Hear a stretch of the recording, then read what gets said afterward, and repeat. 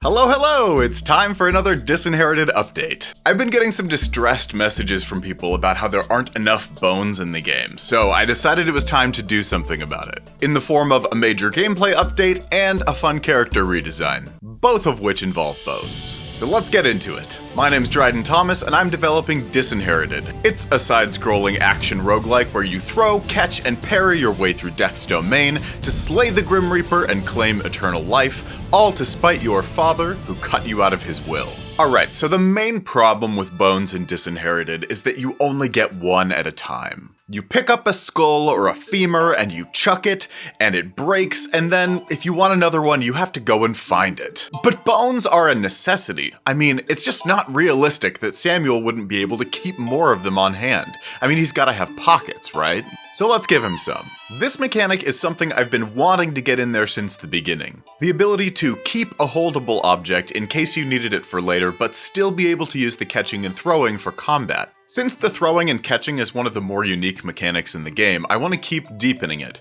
and part of that is giving you, the player, more options for how to engage with it. Here's how it's working. Whenever you use the catch action, if you're near enough to something, it'll go into your hand and show up on the left side of the HUD.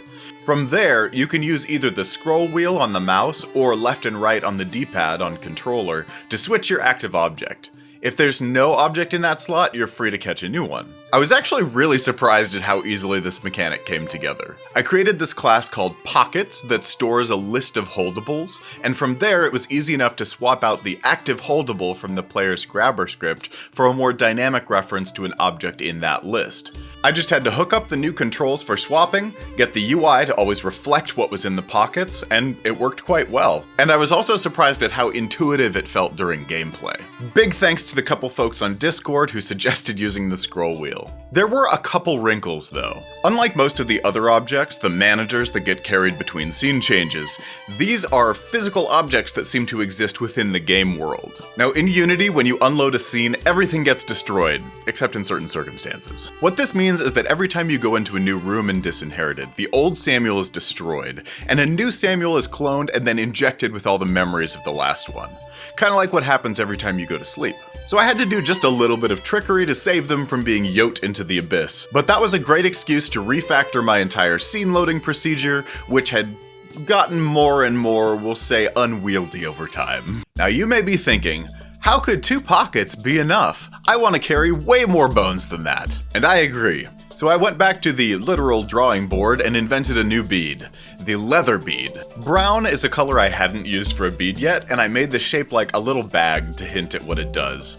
Each one just adds a pocket when you equip it to a relic. Speaking of beads, I also went ahead and fixed the bead trader, who is definitely not named Jeff. His whole experience was extremely broken, both because of my massive refactor of the item system last week and on a game design level. Since the very beginning of the game, you've been able to trade him 2 of your beads in exchange for him duplicating a random one of yours. This was okay, it's kind of interesting. There's usually some beads that you're okay with parting with in order to get ones that you really want, but it seems like a really steep price to pay for such an uncertain reward. So while I was fixing the code and the UI, I also fixed the game design.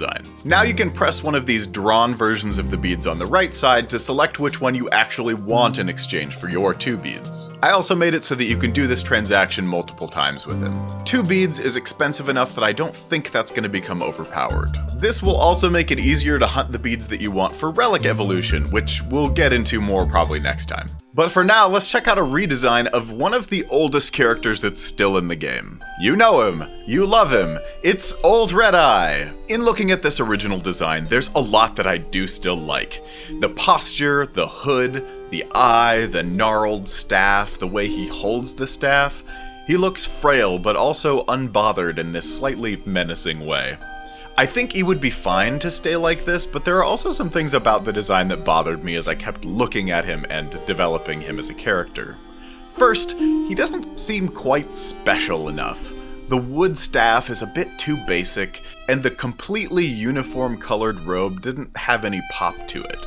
The robe is also weird if you've looked at it and thought about it as long as I have. The fabric stretches and pools in weird ways, and it almost makes him look slug-like. So I started sketching this new design.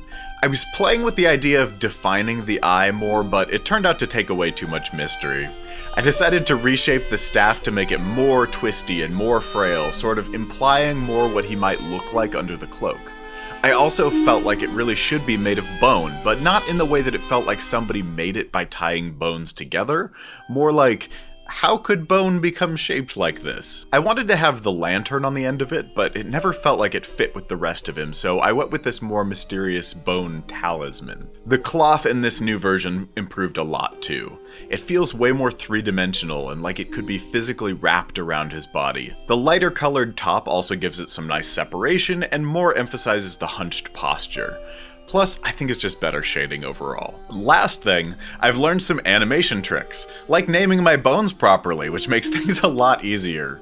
But also, in this remake, I separated the various parts, the head, the front arm, the back arm and staff, and the body, into their own animation layers. Each one of these pieces has a separate idle animation clip with a different length that aren't multiples of each other, so it never quite repeats itself, and it makes him look subtly more alive. And while I was thinking about characters, I started reworking the way that dialogue happened. Previously, whenever you walked near a character, they just started talking, and then you could advance the dialogue by pressing E or by jumping. I thought that it would be nice to give players some freedom there, but most people just ended up ignoring that they were being talked to entirely. So in order to make it more engaging and a more conscious choice, talking is now mapped to the interact button. Then we need some kind of cue so the player knows that the character has something to say. The exclamation point truly is undefeated when it comes to communicating that there's communication to be done. But because this is disinherited, I had to spend about 15 minutes making one that looks all swirly and Victorian. And now I feel like it fits great.